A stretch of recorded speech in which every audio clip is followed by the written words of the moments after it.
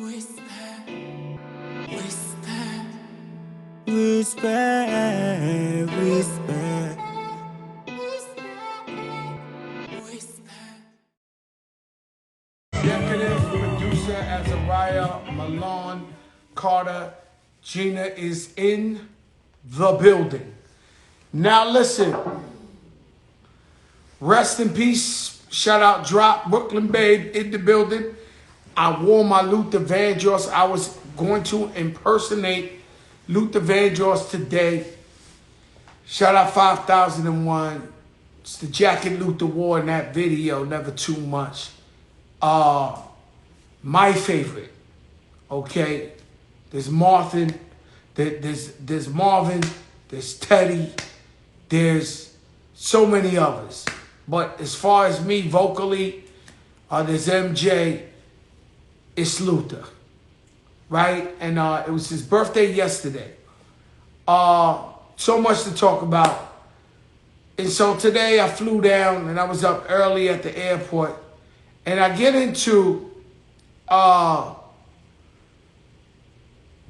Luther. And Luther, you gotta understand, the reason I wear the jewelry, the iced out watch, is because I used to go to Luther Vandross concerts and sit up a deck and I would watch him this small and all I would see was his wrist just shining. And I said to myself, every time I want a fan to go to my show, I want the lights to just gleam on my hand. And so I got that from Luther. Luther Vandross, I Google him to only find out that he was born in the Lower East Side. This is why when I tell you that infamous story when I was scared to see him while he was sick, me and my wife pulled over and we stood outside the hospital. It's downtown by the Lower East Side. I didn't realize he was born in the Lower East Side. Then, out of all places, he moved to the Bronx. And so, no wonder I love this man so much. I've never known this. And he lived by Kelly Street, by where my brother JB, 163rd. And I'm saying to the set, and I said, because Luther's my favorite ever. Imagine if your whole life is music and this guy is like a god to you. I'm wondering, you think he ever heard of Fat Joe from Forest Projects? It's only like 6 blocks away. He went to high school at Taft High School. That's where I went to summer school. Do you think he's ever heard of Fat Joe from Forest Projects by Johnson's Fried Chicken? Johnson Fried Chicken different. Their chicken is homegrown. They own a farm down south. And I guess it's organic fried chicken. And they make a mustard sauce to Johnson's Fried Chicken. The mayor goes every week, still to this day, to pick up Johnson's Fried Chicken for his mother. Because they got the special mustard sauce. If you're from that area of the Bronx, it's legendary Johnson's Fried Chicken. Matter of fact, Guy Fury needs to go there. And so, while I'm reading this today, I'm like, wow. Luther was from down the block. And I'm like, damn, it was all in there. And then when I did the song over, and they honored me and gave me the blessings, I go Lower East Side, I'm up and then why? You see how God, brings everything together? I had no clue. He was born in the Lower East Side.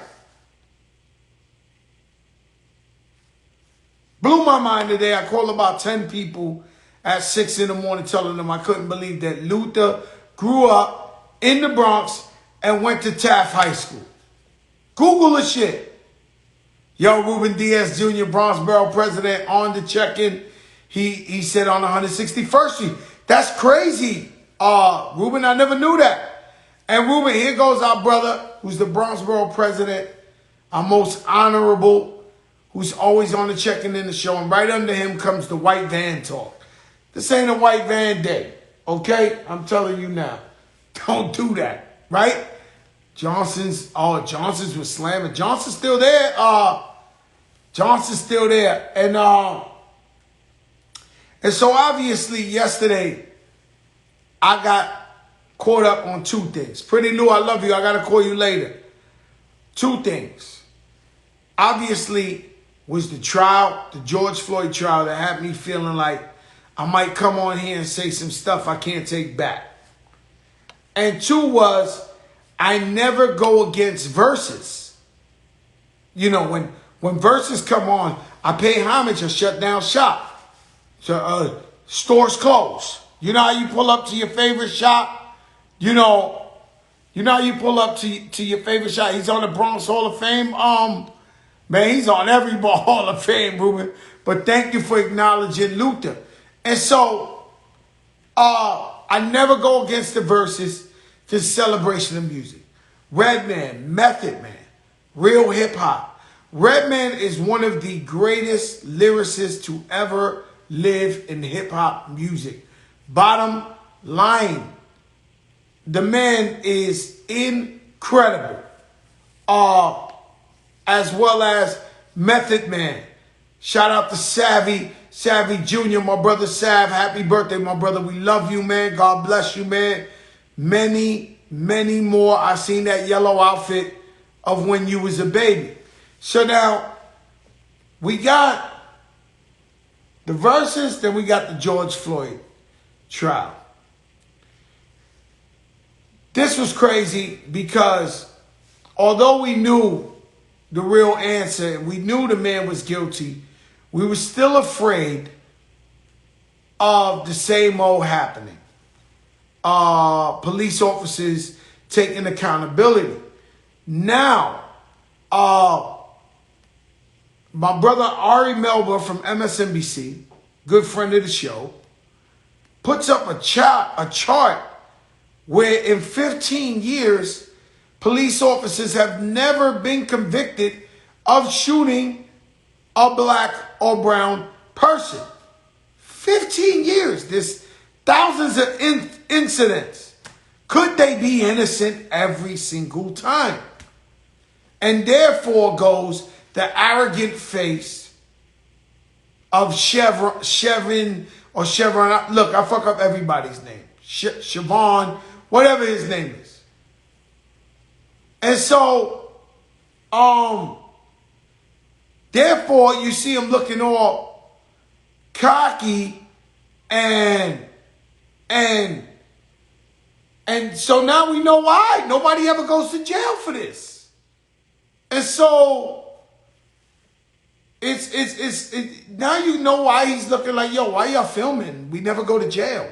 So could you imagine being a police officer in such a dangerous field, vice versa, and we pray for the good cops. We don't want none of them to get hurt. But in a dangerous occupation to where you have full immunity, you know every day when you get up, whatever you do, you're never getting in trouble for it. And so, fuck them. Fuck them. You know, there was nothing else. Yeah, he looked shocked. He looked like, what? Like, oh, I'm the first one? Like, they must have told him, listen, there have been 10,000 cases like this. The cop wins every time. Don't worry about it. Keep the food warm in the house. What was crazy to me is when they called him guilty, they said, yo, no more bail. His bail, he was on bail this whole year. He was home coming to court. And, man, I'm willing to see that stat. I'm willing to see the stat of how many people are being charged with murder or homicide. They get bail. And so yesterday, I felt real Joey Crackish from Forest Projects. And I was going to go real bad. And so I said, you know what? You know, and you know who might as well be my supervisor? This is a family show. My daughter, executive producer. My mother calls me at 8:10 yesterday. Where's the show? I said, Mommy, I don't feel right today. I don't feel like I'm going to say the right thing. Like, and there's the verses. And she was like, yeah, but I'm waiting for the show. I said, Mom, I'm going to go bad, in a bad way. And so she said, she understood. And so we left it at that. And my Knicks are kicking your ass, man. We 7 in a row. Julius Randle, MVP, MVP, MVP, MVP. Now, I have a guest, huge guest coming on tonight. Fun guy. But I want to say something, and it might be crazy. But if we're going to talk the truth between us, because this show's about us. It's never been about nobody else. It's always been direct to server. Like, send the server. It's been, you know, me to you. Like, you know how you watch tennis on the side? It's never been about nobody else. We've never cared about nobody else. We've never cared about nobody's opinion. We've never cared about nobody but us. And that's what we've been doing. Right? So now, fire signs, if you can stomach or tolerate some real talk. And I want to let y'all help me out. Then I'm going to bring my next guest on, who I'm sure is beyond professional, and he's waiting for me right now. But fire signs.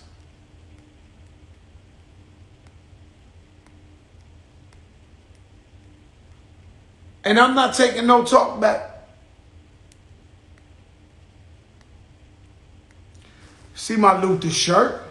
Yeah, get it fucked up. Hey, listen, man. Ain't got nothing to do with Zion. Now, unfortunately, I don't know what is the timing. I don't know why. But just a few hours of celebrating the George Floyd verdict, a young lady is killed by a police officer. Few hours. Just in case you thought, New Day in America, police held accountable, they kill people, they're going to jail, they gotta be scared of killing people.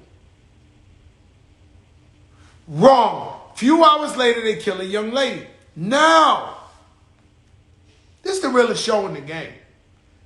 If this is the realest show in the game, let me see some fire signs. Right? Now, this is why I say you and me. Because what I'm about to say, you may disagree with. And a lot of times in our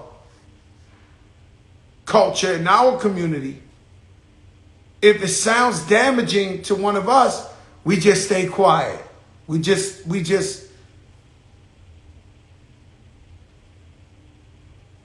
Jesse Smollett, that was funny business, bro.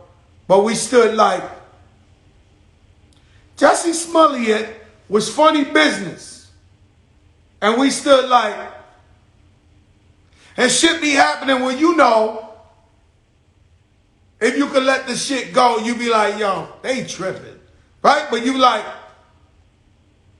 the kids out here in spring break, jumping up and down on cop cars and all that. You know. You don't want to diss. We're not doing that. Right? We don't do that.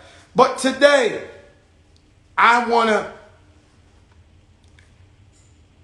speak my mind on this. Right? And I am nothing. I just have an opinion, and it is what it is. Right? The young lady that was killed by the cop.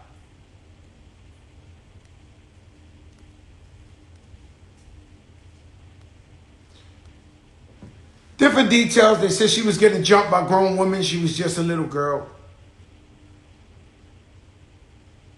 If we trust the video of George Floyd, Chevron's, his knee on his neck, or the other young brother where the girl says, taser, and kills him, which she's guilty too.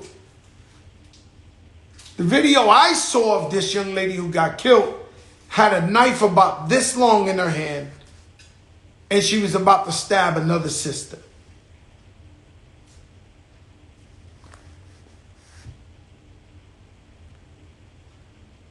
God forgive me. But the video I saw was another girl in pink like this, about to, with a knife this big.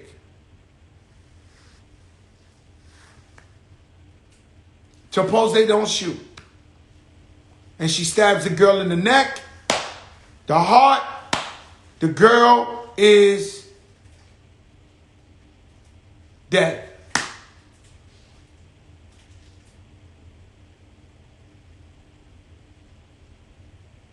And sometimes, whether it's just us,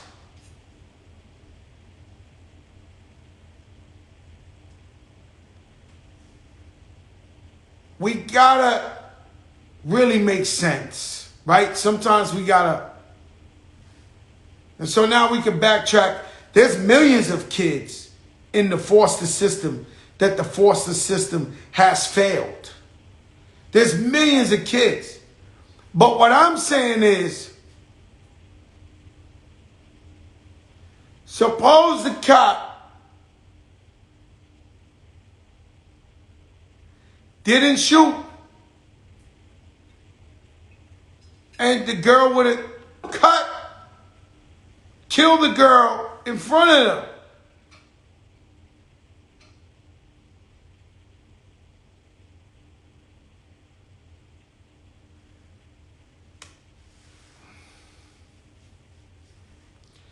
That's as far as I go.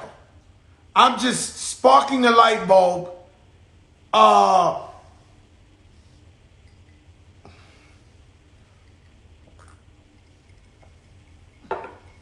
Take it how you want. I don't lie, right? So, you know, most of the time I just stay quiet on some shit.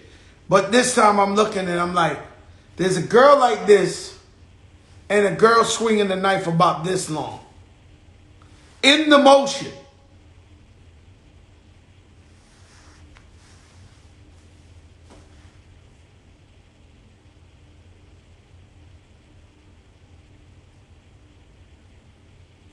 I don't know. Maybe it was too fast. I don't know if he could have got the taser and shot her with the taser. I don't know what they could have did. They looked too far away to stop the girl or dive on her or prevent it in some way. I don't know if the taser would have hit the girl. And then once it get through, get through. That's the best case scenario. We could say, why not use the taser? You're right. That's all I'm saying, bro. But ironically, it's fucking crazy that you're celebrating the guilty verdict and less than a couple of hours, a young black sister gets killed in the street. Let me get my guest on, man. He's dead. Yes, the people, man. The people. Yo, Kenan, what's up, my brother? What's good with you? Yo, you know you put the camera on you a little dark. You dim the lights and you don't look so light-skinned right now. Yeah, there you go. Yo, Kenan, I seen you the other day, Madison Square Garden. I walked right past you. I didn't know it was you. You all of a sudden you look light-skinned.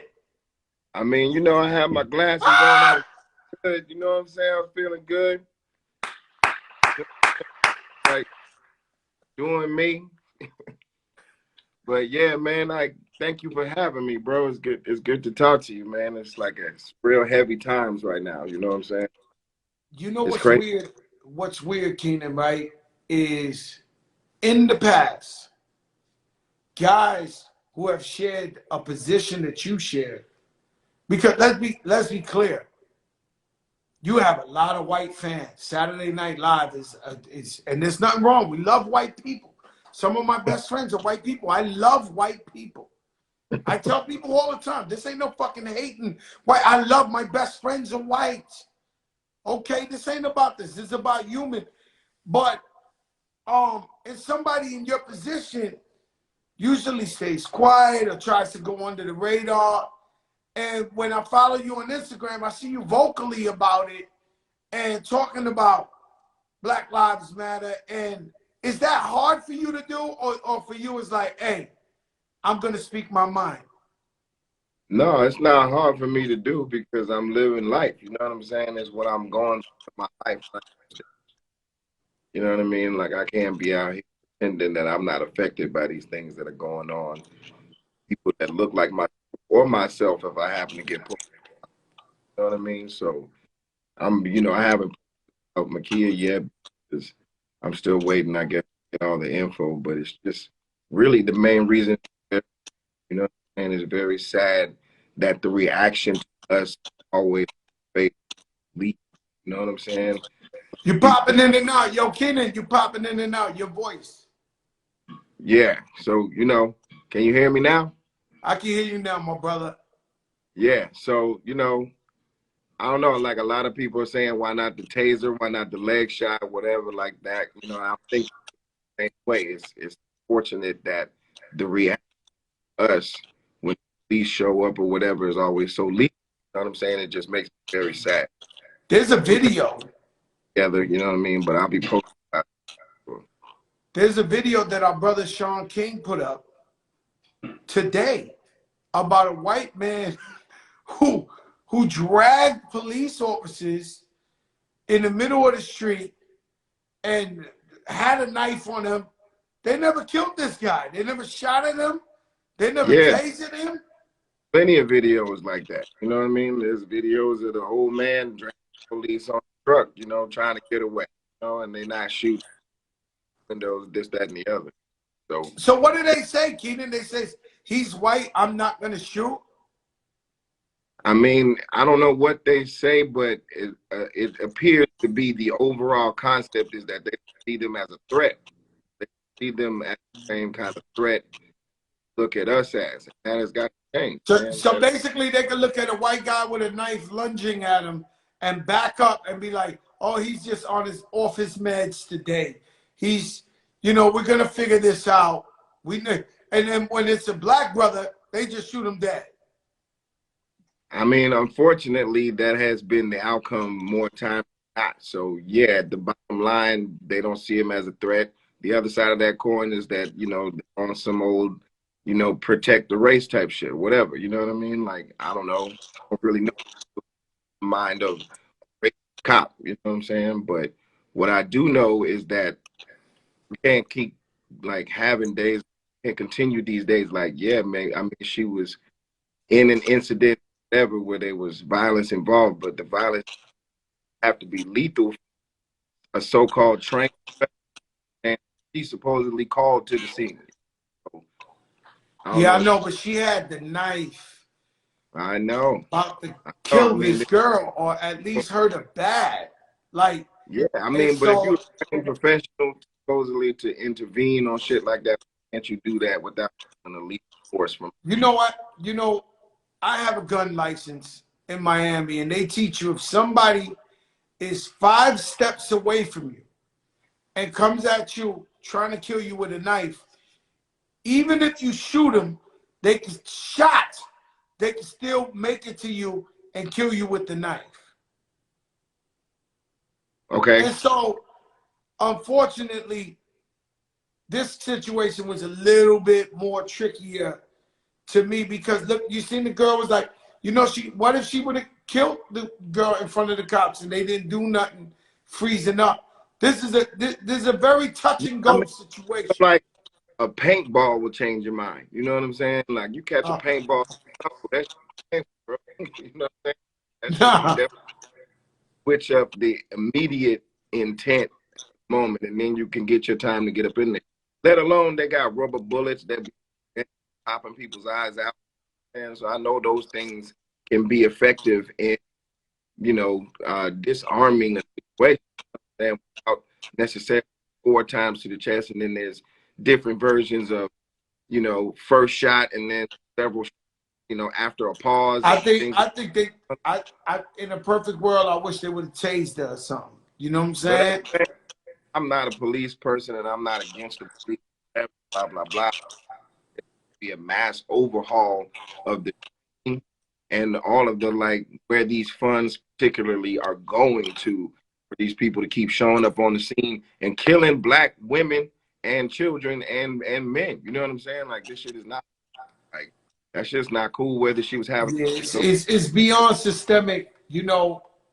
Uh, even in New York, I don't care if it's Eric Gardner, whoever it is. When you see the police union out there, they don't care if they're guilty on camera or nothing. They're like, no, we are with the police officers. We don't care. We, special training, this and so we cannot get nowhere if people are being like straight. Yeah, I'm not trying to hear that. It is what it is. And so the thing that messes us up is that we really do pay their salaries. They are really there to protect and serve. Yeah, I mean, it's a training thing, man. There's lots of documentaries about the training of these people that are out here supposedly serving and protecting, and a lot of that training involves weapons as opposed to using verbalage to de-escalate situations, things like that. So what do you use mostly in a situation? You're going to use what you've been trained most to do, you know what I'm saying, which is to use weapons. So I don't know, man. Let me ask you something. You do so much. They don't have a good record of respect in life, you know what I'm saying, especially black. So that shit got to change. Bottom line, period. I know you do tons of impersonations on Saturday Night Live. Do you know who I am tonight? Who you being tonight? I'm Luther Vandross. Is that right? It was Luther's birthday yesterday, so I went and got the jacket made like Luther, and I came on never too much. That you wouldn't look at me and notice I was Luther? No, you all had a curl wig, man. Curl wig, man.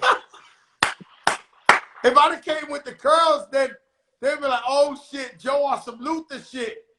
Yeah, now that would have gave it away. I don't know if I would have guessed Luther right. Yo, but how about you, man? You played so many characters. What are some of your favorite characters that you've impersonated? I mean, my favorite person in the world that I've never impersonated on the show I think is Tracy Morgan. You know what I'm saying? Like Tracy. Nah, stop. Yo, why don't you do one? When I came in, somebody else was doing them, and then somebody else started doing them, so I never really had the chance to do it. And then, it's my brother, so, I just enjoy watching other people's impressions of him or whatever. So I just let Tracy them. called me up. Tracy called me up the other day and was like, "Yo, you got your beach share?" And I was like, "For what?" He was like, "We're gonna go on the 9-5.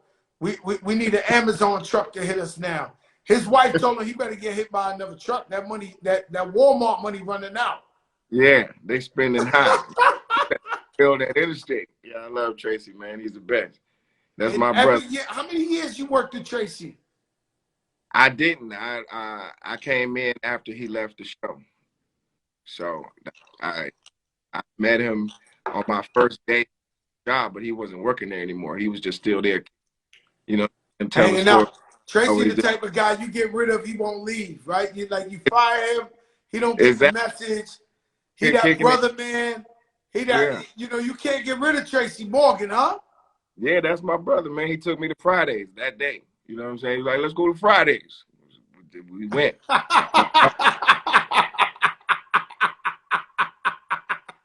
And Tracy crazy. Like I said, let me tell you something. One of the greatest experience. I know Tracy from the Bronx many, many years. Before he was big, and every time I go to a Knick game, Tracy somehow is there, and he just talk, and I love it, right? Yeah. I'm having fun.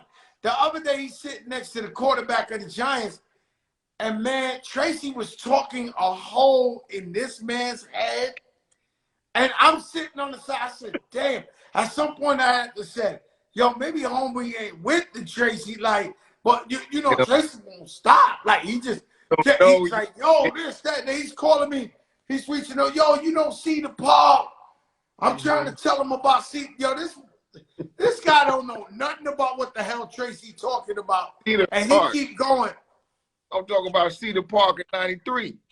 Yeah, I'm talking Cedar Park in the Bronx, man. When he started hearing about this guy from North Carolina, Duke boy, he ain't trying to hear all that shit. Yeah, for 2.5 hours. Yeah, Tracy, man, that dude is a freight train. I love him. Many a night he's been in my ear just like that, like in the middle of the club. You know what I'm saying? What about like comedians, right? It's become, you know, something I saw that was so refreshing to me was Dave Chappelle on the Netflix. And it was so much of like a regular comedian, great, but to us it was so great because it was unapologetic. But when you go back to the Red Foxes, the Richard Pryors, it's always been unapologetic. But when all this cancel system and all this shit, it's hard to get a good comedian to come out there and talk shit. And so I loved it because he just didn't care. Comedians are supposed to be able to make fun of anything. Yeah, in a smart way. You know, it's definitely the hardest times because, you know, it's dire for the people that are the butt of certain jokes. You know what I'm saying? So it's not like back in the day we just been snapping on anybody and say whatever. It's no big deal. Everybody home. You know what I'm saying? There's a misunderstanding people and, you know, life that ends up losing their life. You know what I'm saying? So when you tell a joke about it, it lessens the importance of, you know, the knowledge of these people, but human beings. You know what I'm saying? At the end of the day, they deserve to live how they want to live without, you know, of losing their life because they run into something. You know, just yesterday, it's crazy. Just yesterday, shout out to JP's in City Island. I was up in the Bronx.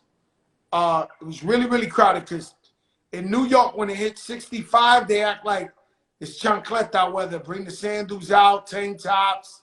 You know, New York, 65, they acting like it's 90 degrees, right? So it was rampant crowded. My favorite spot is City Island. So he tucked me in the corner, you know, but if you go use the bathroom, you can see me if you really look. And my man John, and some girl walked by, was like, oh, no, oh, God, it's Fat Joe, right? And I'm like, hey, how you doing? So she immediately tries to rush me with the phone. Not only was I eating, but it's COVID. Like, it's, you know, you got to wear your mask. You know, I wasn't masked up. So I'm like, yo, miss, hold up 1 second. So I start to tell her, I love you, I appreciate you. It's just I'm eating and it's COVID. Right. And the girl told me, well, you're a celebrity. You got to take this picture. Yeah. You, like, what do you mean? Like, you have to. You have and so, what is your take about that? Just like you said, you know, you might tell a joke about somebody and take it the wrong way. I was just about to ask you, what did you do? Oh, no. I felt bad, but I had to keep it 100 and be like, yo, mama, I can't do it. And so she got, you know, I'm from the projects in the Bronx. So she got stank. You know what I'm saying? Nah, we know stank. Yeah. You know, I done grew up with 30 stank chicks in front of the building my whole life. That's where I got my comedy from. The front of my projects every summer. So I knew when she came, I said, damn, man. She, you know, she walked off talking that, Dave East gave me a picture before. Jadakiss gave me a picture. You know, see, you know, they get into that. You know what I'm saying? And you win some, you lose some, you know? And what do you do at that point? I definitely used to react the same way, and then I was just like, I don't know, it's not even worth my energy a lot of the time. So I would just grab my mat, moving to avoid dealing with shit like that, because it would always escalate beyond what it needed to be, and then I would always be thinking like, man, like, you know, now they probably think I'm an asshole, whatever, and I just didn't need to like. Yeah, it feels bad. It feels bad. I'll tell you a quick one right now, right? I'm all the way up. It's #1. I'm trying to get my money up, my bags up. I went, don't try this one at home, okay? I performed at Club Story here like 4 in the morning. Came home, took a quick shower, went to the airport at 6. The flight went up to Connecticut. I had like a brunch show. It was like a pool party brunch show. Like 12, 1, 2 o'clock, I do the show. We rushed to the airport because I have a concert in Denver. Like a summer jam in Denver. Like I really did this in one day. So when I get to the airport in Connecticut, this Puerto Rican girl walk up. And I'm already like dead. Like I'm sitting on the chair like hoping we get on this plane so I can sleep for 2-3 hours. And she stops and she's like, Fat Joe, I see you. I'm like, yo, what's up, mommy? You're not gonna throw me a picture? You're not gonna throw me a picture? So I'm like, mommy, I'm so tired. I'm like, you don't understand. Like I haven't slept 1 hour. I already did 2 shows. I'm on my way to a 3rd one. But you're not gonna throw me a picture? So boom, I get up. But she could tell I wasn't enjoying this. Right. I got up, fat boy style, took the picture with her, went to Denver, did the show that night. I throw on my Twitter, Fat Joe Twitter. Fat Joe ain't shit. He thinks he's better than everybody. He didn't want to take a picture with me. You know, fuck him. I've been supporting him. I'm like, first of all, I didn't want to take the picture, but I actually got up, dead tired, and took the picture with you. And you still shitting on me on Twitter. What are you gonna do? I mean, you can't win for losing a lot of the time. But you know, for a lot of people, that's like when they're going to see you again like that. You know what I'm saying? When they're going to be that close. You know what I mean? So it's special and for them. I try to put that into perspective to where people be like, damn, I ain't never gonna see him again. Yo, my man, I see you at the next game. I don't get to be that close to you like that in life. You know what I'm saying? Like, well, we're familiar with each other and shit, but like, you Fat Joe, bro. You know what I'm saying? Like, it's a lesson, man, and like, get very excited. So it's all love. Yeah, I say I'm a Snoop Dogg in New York. You know what I'm saying? The Percent. Snoop Dogg in New York.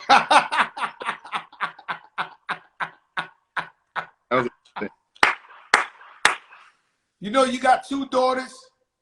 Yeah. I'm a dad. What's that like? How that changed your life? Your girl, your girl dad. Yeah, it's the most immediate switch I've ever experienced. You know what I mean? Like even getting married, it felt like it was more a party for everybody because nothing really changed between me and my wife. We already felt how we felt and was living how we were living. And my kids, when they came, it was the first time it wasn't necessarily all about like self, you know, or my wife. You know what I'm saying? It was like a step further. All right, but you know, other people even before me, my wife. You know what I'm saying? And then everybody else in the world. It was just a major perspective shift. Most beautiful thing in the world because my babies are the sweet. I love them to death. Man. You know, I was out of town for a week. I came home today. I got caught in the crossfire. Wifey and my daughter. And they both like, you know, her point of view, her point of view, her point of view, her point of view, her point of view. I'm sitting there watching the tennis match like, you know, what do you want me to do? And the 1 second I side with my daughter, oh, it's over. I might not be able to sleep in the room. So I'm sitting in there like, oh my God, like what, like what's going on here? Like, you know, and they go, you know, in a positive way, they go at it. But, you know, my daughter, she changed my life. You know, she changed my life, and I actually live life for her. Yeah. You know, it's a different thing. And I just want, while I'm on earth, my daughter to say, there's nothing my father wouldn't do for me. There's not, he'll do anything for me and then some. And then some, 1,000%. So imagine, you know, imagine all these parents that's lost their kids to these, you know, fucked up situations. You know what I mean? Just keep that in perspective when you vote. Everybody register to vote, you know what I mean? And protect your necks. And I don't know, it's just, you know, it's a very like volatile time in our country because a lot of snakes loose. You know what I mean, they can't hide anymore. So now they That's crazy because my dentist, I went to the dentist yesterday, and my dentist, she was talking about somebody's kid that passed away. And she was like, look, we're supposed to outlive our kids. It really does have to be the saddest shit in the world when your kid passes away, man. It's beyond, you know. And you know, I got this thing back here in my tooth where they put in a little implant in the back. you got But for the George some reason, I Washington. keep biting my cheek. I don't know if my cheek got fatter, but yo, bro, like You they know won't it's there. shave the shit to the. This is really fucking with my quality of life, Kenan. Yeah. Yeah. But I go to bite some shit, boom, that shit Ooh, hurt as hell. I'm like, what the fuck? Like, I ooh. want to go in there and be like, yo, doc, take this shit out. Eat on the other side. I Eat don't on want the the fucking like tooth no more. oh yeah. This is like really fucking torture. Like right now, when everything I eat, I gotta be like, you know, like, oh, I don't like this. I do not like this shit. And I went Yeah. back, but my father told me yesterday, I told him, yo, Dad, I call you back, I'm in the dentist. You know, old people, they think you lying to them all the time. I'm like, yo, you're in the fucking dentist every day. You're in the dentist. I'm like, yo, I'm trying to explain to him in Spanish. Right. Papi, es que cuando yo muerdo mi cheek, ¿qué? You know, the translate, mi cheek. Yeah. Lo muerdo. He didn't understand the fucking thing I was saying, but yo, this is some real life, this is a problem. I don't know if this is a midlife crisis or something, but I'm getting tired of biting my motherfucking cheek. Just stop biting your cheek, man. Like Yo, I straight don't up. know. Yo, I'm gonna go to What the you want? dentist again What this week, stop and biting I'm your gonna cheek, just straight man? up tell him, yo, shave this shit down, something. I can't take it no more. Like, Man, I really can't take it. put the little one touch ambisol and that shit'll go right away, man. And then just slow I don't down. know if my mouth ain't used to the fucking tooth. I don't know what's going on, but it hurts, Kenan. I know. I think you might be eating fast, man. Slow down. Smell the I roses. might be eating fast. You're right. Shout out to Emmanuel Lewis on here, Webster.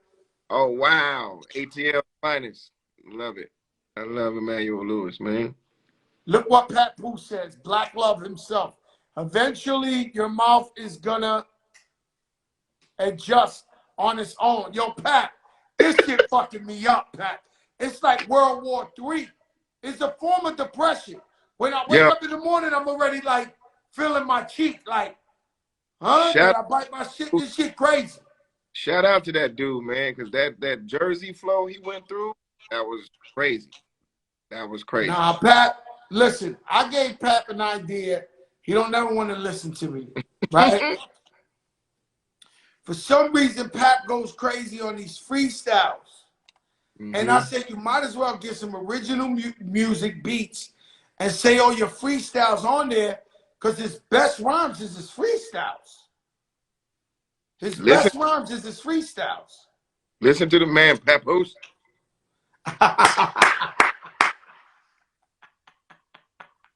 Yo, Fat Albert. Now that's supposed to be Fat Joe's role. Fat Albert. What was that like playing Fat Albert? It was great, man. It was big for me, you know. Like originally, I didn't get the part when Forrest Whitaker was directing, and then the project hard because him and Bill got into it, and they got the director, and I got to try it, and then I got the part. You know what I'm saying? I was really excited at the time. You know, Bill was one of my big time. Fat Albert was a big thing for the culture. I took it very serious, and I also had a great time. Yes, I formed some real brothers. You know, with Does we Bill were. Cosby own the franchise of Fat Albert? Yeah, I believe so. I mean, between him and Fox and whoever he wrote it with. Man, let me tell you something. What the fuck was up with Bill Cosby when he was going to fucking court for his life and he stopped and go? Did you ever do a spoof like that on Saturday night? Yo, let me ask you something. It's a comedian in you, right? Like, we watch it. Yo, Bill Cosby might go to jail forever. He's going to court. CNN, he's walking there, he goes blind, and then he keeps like, yo, was that some comedian shit right there, Kenan? No, I mean, I think that is some sort of a psychosis, actually. You know what I mean? It's some sort of disconnect between seriousness of what's going on and who he appeals to be when he's in public eye. You know what I'm saying? Like, still trying to put on like that persona, that brand, or whatever, or and beyond more than any of that. You know what I'm saying? So that kind of disconnect just kind of shows me some sort of like, imbalance as far as being a normal person is concerned. Not really knowing, having a sense of reality. Not A little knowing, yo, bro, lot, you about to go to jail. Like, bro, for real. Like this you cop dude, Chevron, he was shocked he was going to jail. oh, he couldn't This believe guy it. right now, the George I mean, Floyd. we still got to get through sentencing and all of that bullshit or whatever. But yeah, he was shocked that verdict came back. Just as shocked as he was that he probably prosecuted for the incident in the first place, which is another reason why.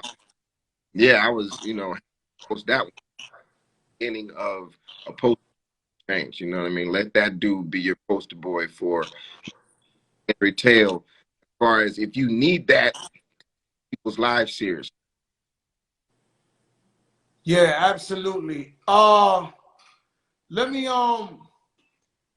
are you a Knicks fan or just a New York fan? Are you Boston? Are you I'm from Brooklyn on Monday and Knicks on Tuesday? Yeah, I'm from Atlanta, but I've been living here for longer than I lived there. You know. You've been here forever. Yeah, You just got cheaper taxes and a bigger house down there. But you really from New York, man.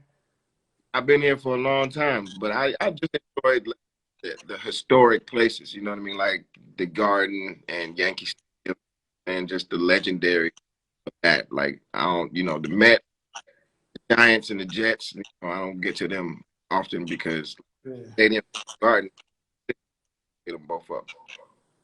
Cause it's cold. Let me ask you something, Kenan. Right? Forget Fat Joe. Who are your top 5 favorite rappers of all time?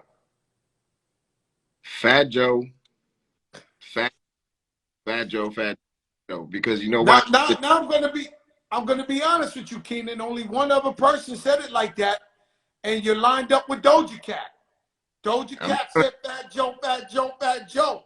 So I mean, you got a lot of like really, really big epic records, man. Like it was like back to like the biggest anthem type records, you know what I mean? Be like Fat Joe, like for the culture at the Make It Rain, Lean Back, fucking all the way up, like yo. yeah, like, I'm a blessed guy. But like I'm a blessed guy. So you're gonna stick to Fat Joe, Fat Joe, Fat Joe? my top 5 favorite rappers, I gotta fit. Outkast is in there, so you can split them up if you want to, or or not. Bun B is definitely in. Shout out to X, the legendary DMX dog. Snoop, that might be 5 right there. That was 4. That's 4. I can keep it. I always got to give it to Rakim. You know what I mean? Whenever it comes down to, like greatest lyrics. One of them. Like dude in the conversation. Rakim is beyond one of them. You know why? Because there's a special thing about creating something for, like, you being the first. So you have to be that creative, that imagination to make this kind of music. Then everybody learns from you and gets better. To generate, like, you comedian, you watch Richard Pryor, you got to watch greatness.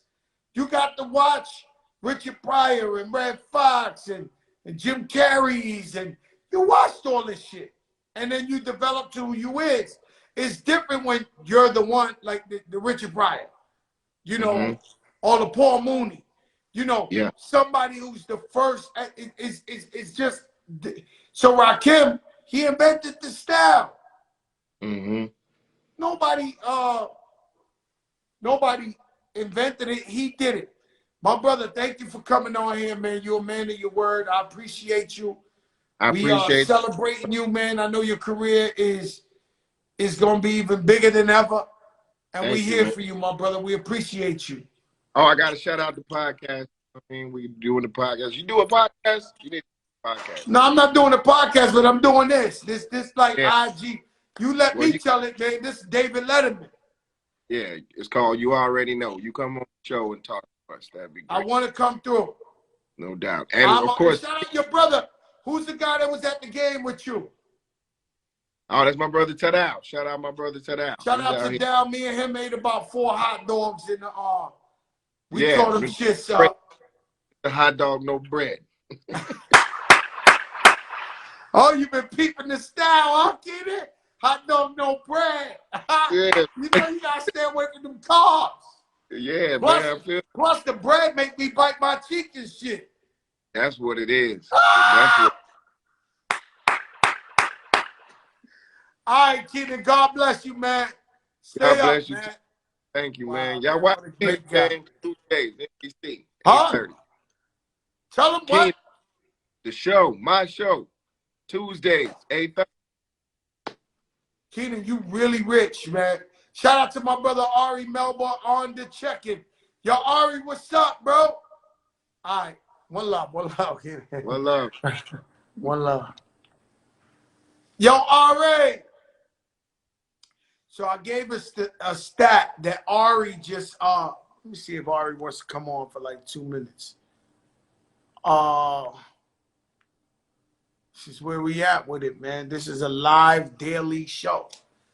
The biggest in the world. You know, Saturday Night Live, Kenan the Cow, Ari Melba, the biggest show on MSNBC. This is the post of, because this show is unlike any other show. It's live and we just go on and everybody see the Biggie poster behind you, the big painting on the Brooklyn Bridge. Let me ask you something, your Ari. Wait, Joe, let me get out. Joe, let me get out the way just so you see it straight up. That shit is fire. Oh, yeah. Nah, that's fire, bro. And he's on the Brooklyn you have the Bridge. Picture. Let me ask you something, Ari. Today you put up a stat, and it said for 15 years, no police officer involved in the shooting was ever convicted. Correct. Correct. Now, in hindsight, in common sense, could that ever be possible? Not in other countries, but in the U.S., yes. And so nobody thinks that these guys are guilty in no way, shape, or form.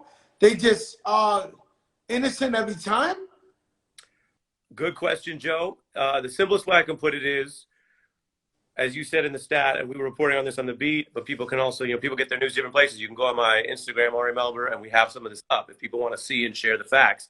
From 05 to 15, there were thousands and thousands of on-duty police killings, and each year there were 0 murder convictions.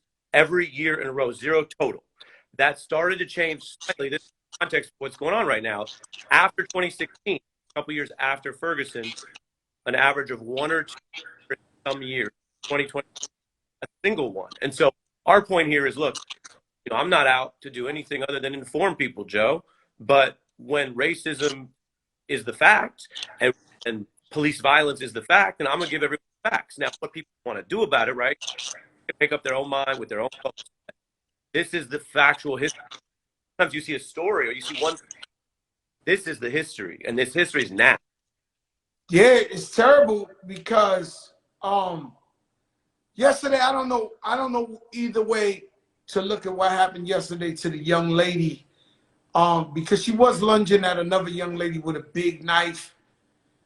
I think that was a bang bang play. You know, it's almost like in football or basketball, even though rest in peace, where you don't know, you could call it either way, right?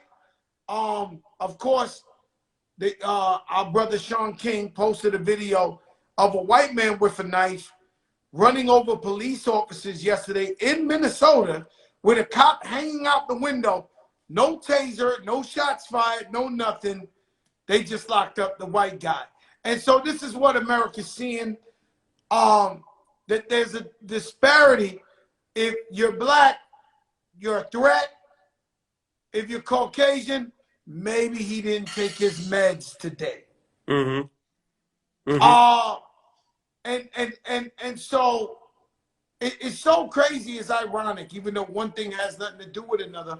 But you only 2-3 hours from celebrating a historic day.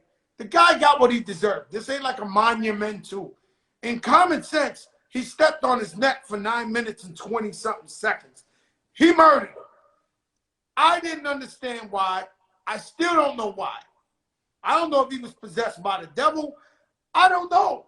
I don't know why this man chose that day to put his knee on George Floyd's neck and suffocate him. Right? I just don't understand. Now, the arrogancy in the face, I was very confused because there's cameras on him. Yo, there's cameras on you. But today, when you threw up that stat, I understand the arrogancy in the face. And so his lawyer, while he's going to trial and he looks guilty, I mean, look, there was a firewoman there who went to EMT school twice to get a better rating, right? Begging him to check his pulse, to help him, to give him CPR. I mean, this couldn't be a worse crime for this guy. He committed a crime in front of specialists, right? And so what happens to me is I was wondering why his face was so arrogant. But today, when you threw up that chart, his lawyer had to be telling him, look, I don't care what they're saying. You're going home. Nobody ever gets convicted. Don't worry about it. You good. And what was the difference, you think, in this case? Why was he convicted? Great question. So I have two responses, Joe. Number one, you just put your finger on it. And this is like what they call that in the law is whether there's deterrence or not.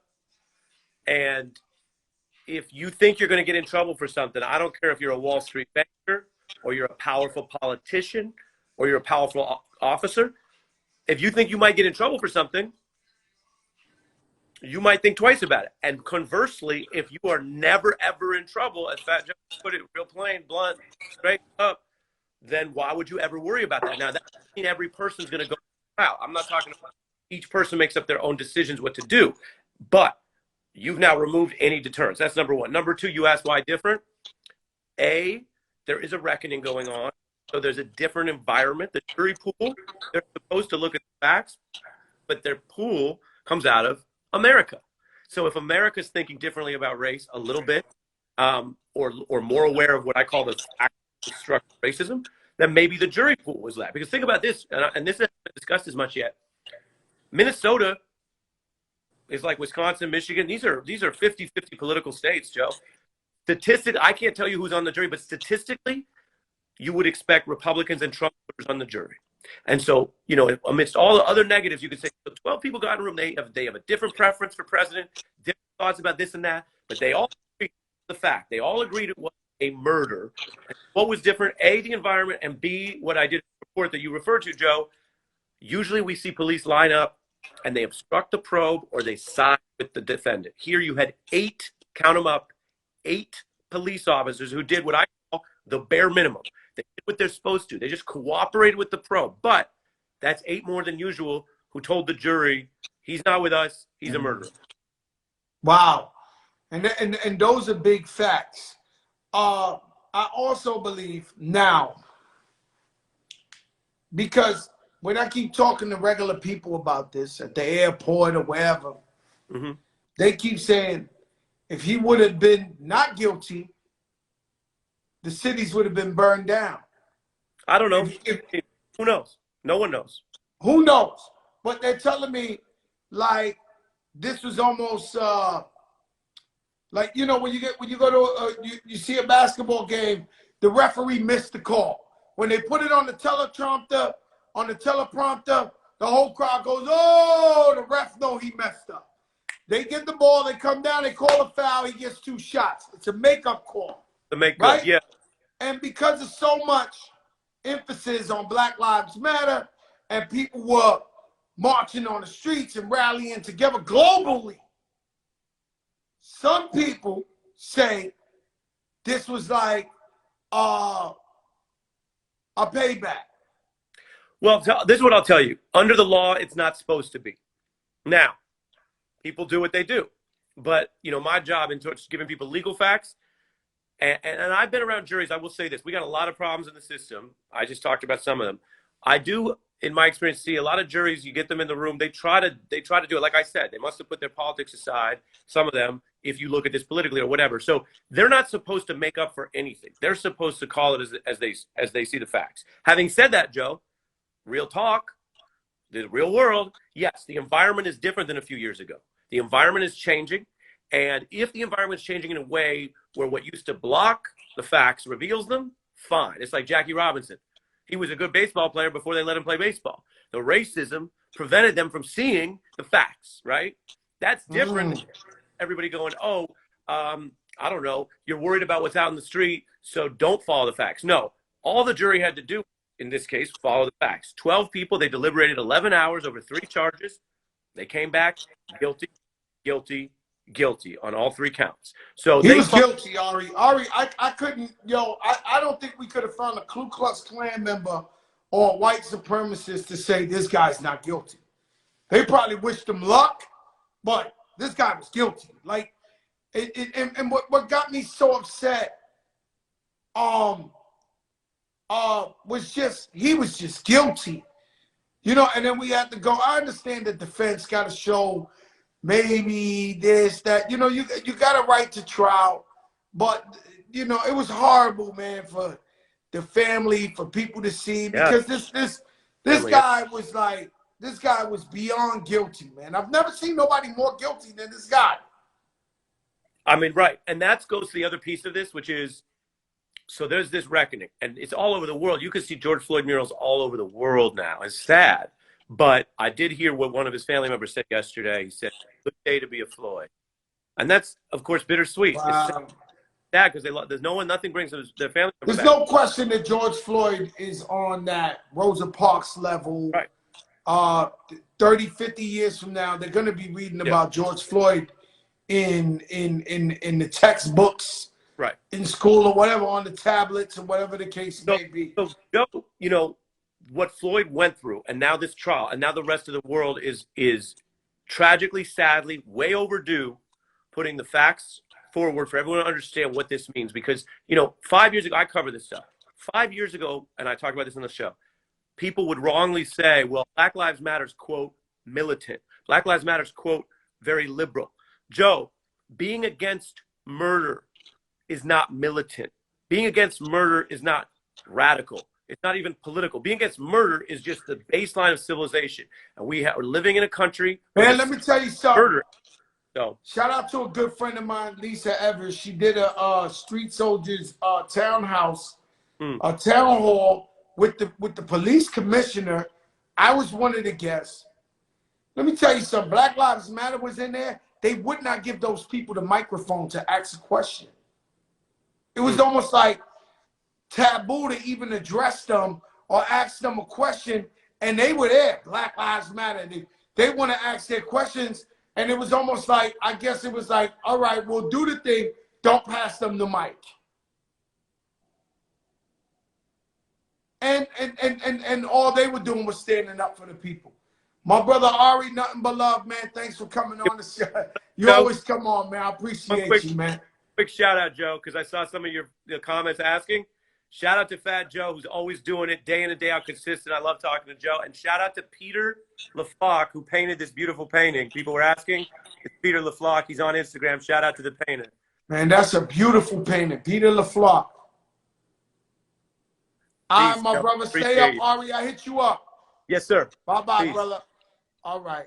Man, Ari Melba, the friend to the show, doesn't mind having the #1 show on TV news, MSNBC, The Beat. Check in with us all the time.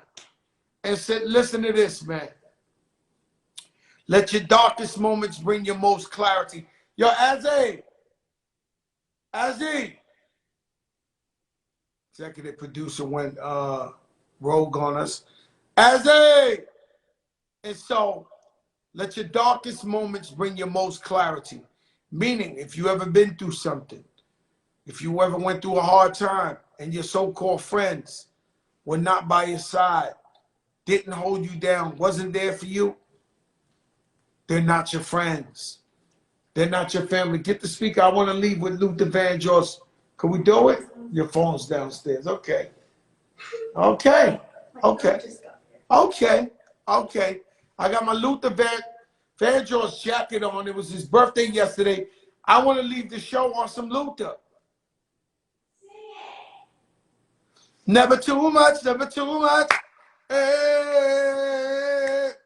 Bum bum, ba-dum bum, ba-dum ba-dum, boom, boom, boom, boom, boom, boom, boom, bum bum, ba-dum bum. Woke up this morning and listen, bro, I'm not even gonna try that, but listen. God bless Luther Vandross, my favorite ever. I love music so much, and he's my favorite of all time. Shout out to Bismarcky. Rehabilitating, get better. It was his birthday a couple of weeks ago, the rapper Bismarck. Spoke to his wife, Tara. He's coming along. God bless him. Prayers for Biz. Continue prayer. The power of prayer is incredible. Put God first in good times and in bad times.